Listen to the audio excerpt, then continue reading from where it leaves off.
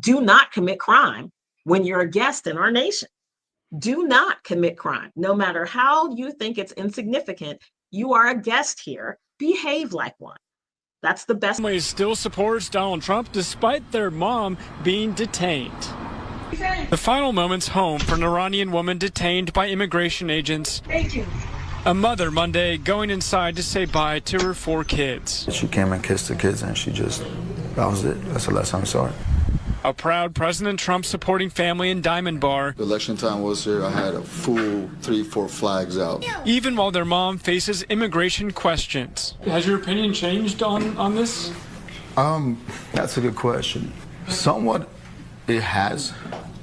Just because I'm going through it. I was very selfish before. Well, what I see right now is, okay, there's a reason for it. Arthur Sahakian's wife, Arpaneh, was born in Iran and moved to the United States when she was 3 as a refugee. She cashed a check, I believe. It was less than $200, and this is all where it started. Then, about 15 years ago, her green card was revoked over a conviction related to theft. It's all misdemeanor stuff. Arthur says they've been going through the legal process towards regaining citizenship with check-ins every 6 months or so. She just went in April, and they said, okay, you're fine. Have a good day. We'll see you back in September or October. Then last week, the United States bombed 3 nuclear sites in Iran, increasing tensions and concerns of Iranian sleeper cells retaliating in the U.S. I'm very for of them seeing the Iranian nationals because of the sleeper cells. I understand that. Federal sources tell Fox News that more than 130 Iranian nationals were detained in the U.S. this last week. I think it will resolve a lot of issues because we will know exactly who's in here for what reasons. Even though I miss her dearly, but I think we could do a better job of you catch someone, you see they're national, and do a background real quick and see if they have ties to the community and ties to families over here, and let them go. What do you think's going to happen? I'm on the list to be going to a different facility. Arpaneh speaking with us on the phone, uncertain about her future. Any regrets with your vote? None. Still supporting him. While her family continues showing support for President Trump, hoping their mom comes home soon. Trump is not trying to do anything bad. We understand what he's doing, and he wants the best for the country. All right, let's get into it. They are still Trump supporters. Certainly an emotional story here. What are your thoughts on that, Nicole?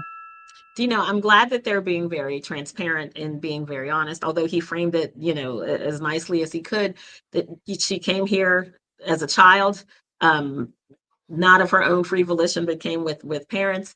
But the conviction for the theft of the $200, when you're here on a green card and you break our laws, there are repercussions to that.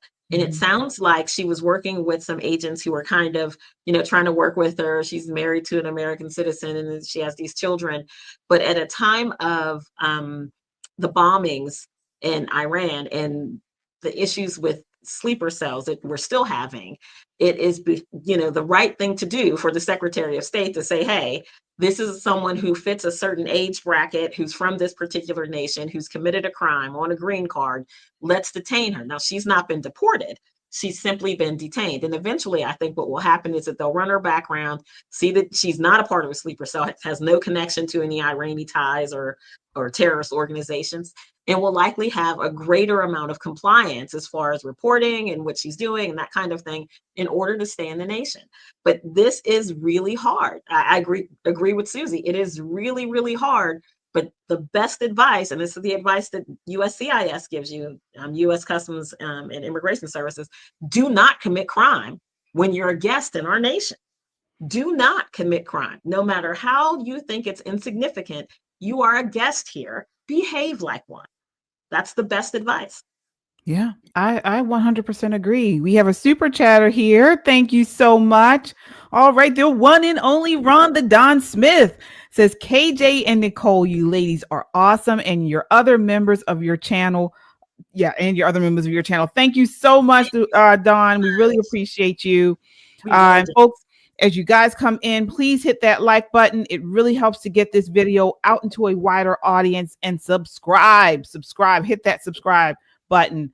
Yeah, this was a tough story. But I mean, again, I mean, we're not robots, you know, where we have we see the humanity in this, and we have empathy for people in situations like this. I personally know people who have been in situations like this. I have a friend who came here illegally, actually came on like a visa or something, And overstayed.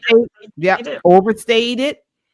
Was here for years and years and years and years, many years. And apparently the way he came in, and maybe it wasn't a visa.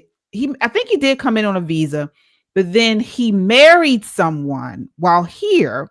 Mm-hmm. And it was a marriage that was not, it was just a marriage to get his green card. Mm-hmm. And this person that he married, I don't know if she went to immigration or somehow they found out that this was a marriage just for his immigration status, and that banned him for life.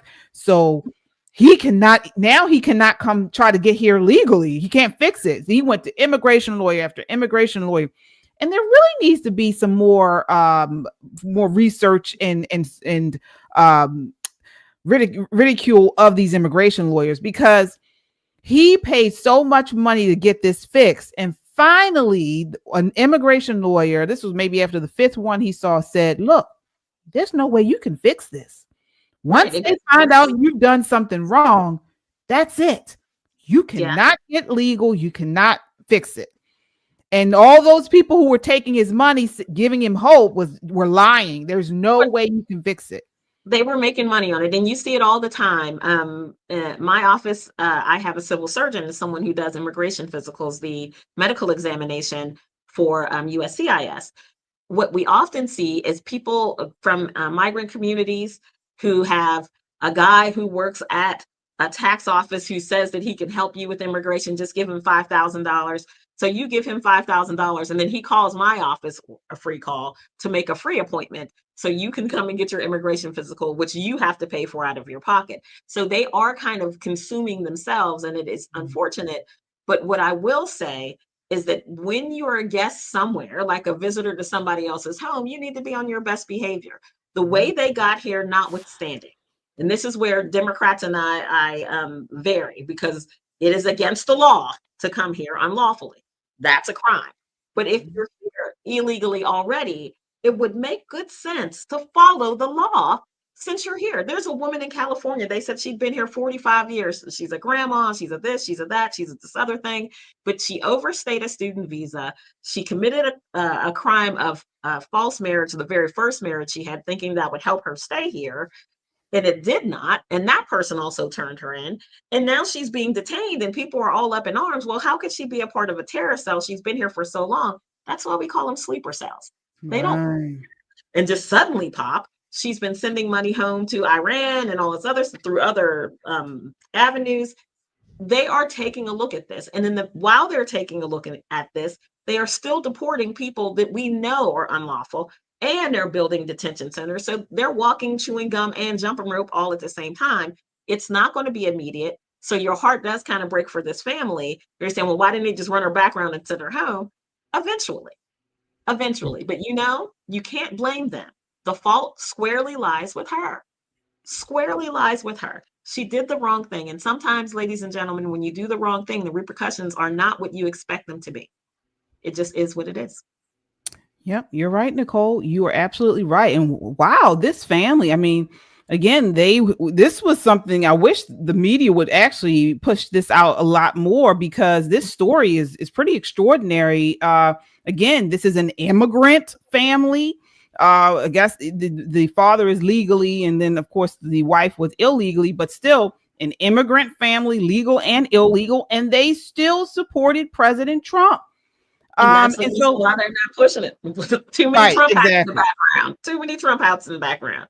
Right. And that's what I was going to say. And with the narrative that they don't put out in front of mainstream media often, but it is a very relevant narrative, is that a lot of legal immigrant families supported President Trump, because they understand the process of going through this system legally, and they want strong borders and law and order. And we don't hear that testimony often.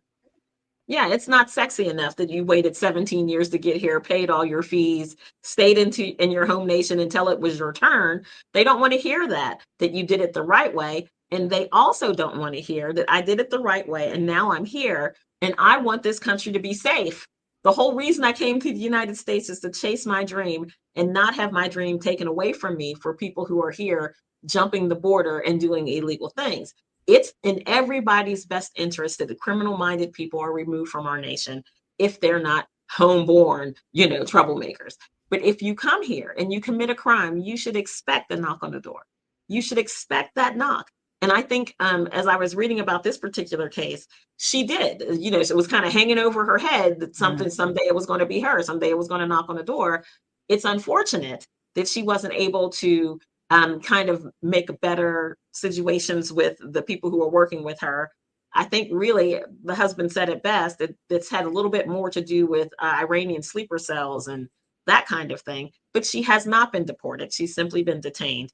And, prayerfully, they'll get her cleared and back home to her family.